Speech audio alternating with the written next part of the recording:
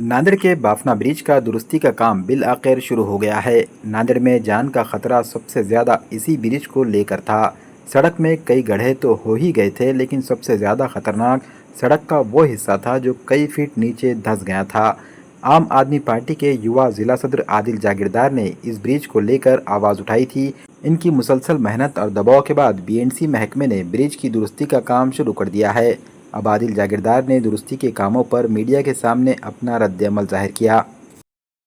मैं आदिल जागीरदार, आम आदमी पार्टी और जिलाध्यक्ष नांदेड़।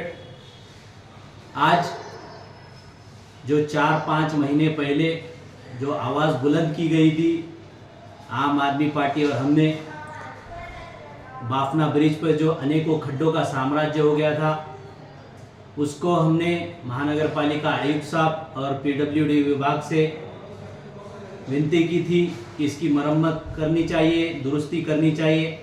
आज उसका काम शुरू हो चुका है। मैं नांदेड़ की जनता, नांदेड़ की आवाम को बताना चाहता हूँ कि ये एक बहुत बड़ी कामयाबी है कि बिना किसी ताकत के आप समाज में सर्वसामान्य जनता के लिए आवाज़ को बुलंद करते हैं। यही समाज का निर्माण करने में काम आता है।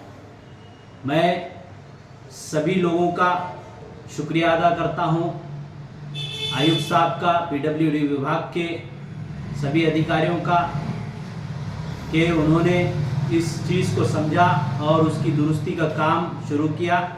धन्यवाद। जय हिंद, जय महाराष्ट्र।